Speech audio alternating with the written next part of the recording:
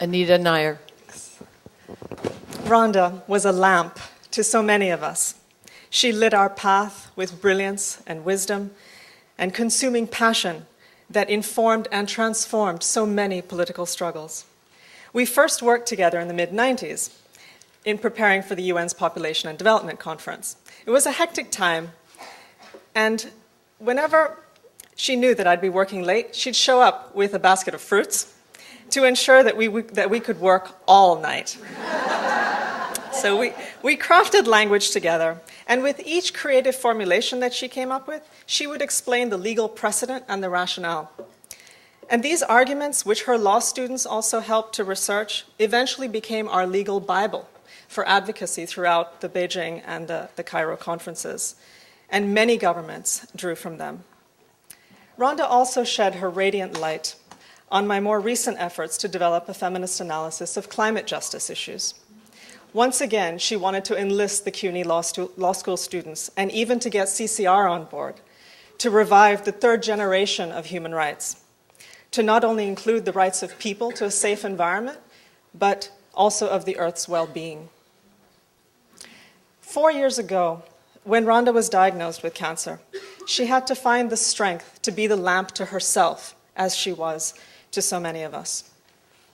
We saw her brilliance and passion as she researched her medical treatments. She helped women fight for the diagnostic work that is so often ignored, and she strenuously cross-examined her doctors, always with the determination to not just survive, but to live.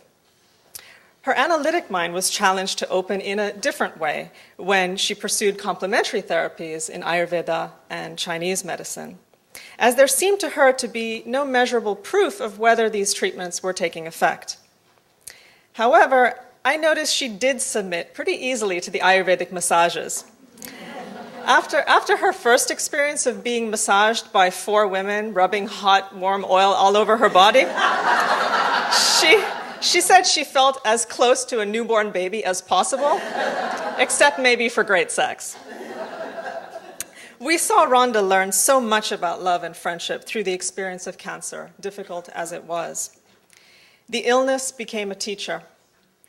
And being a great teacher herself, she invited us to accompany her on this journey. And many people did accompany her. People came from all over the world to be with her. An entire intergenerational feminist community of caregivers formed around Rhonda.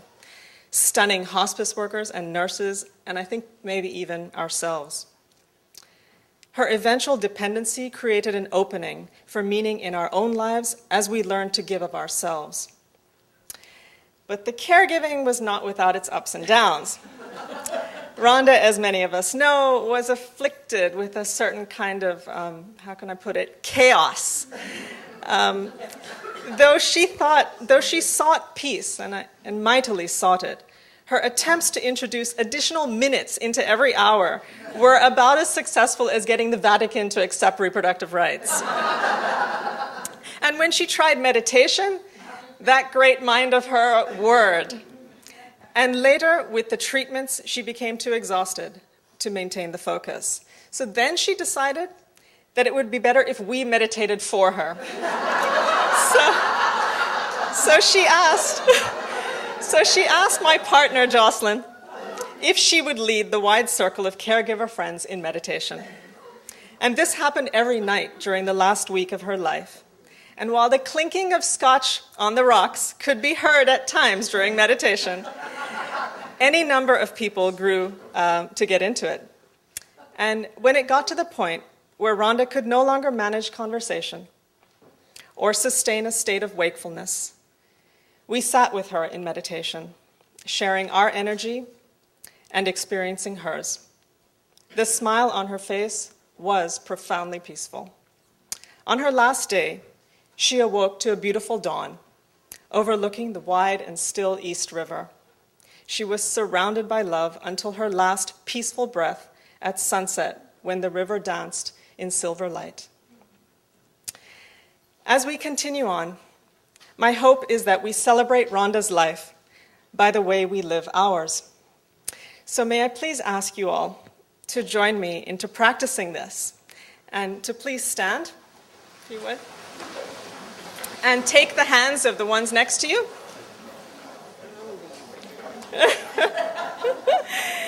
And keep in mind the great spirit that brought us together. And to say in her words, when she first publicly announced her cancer, and please repeat after me, I love you all.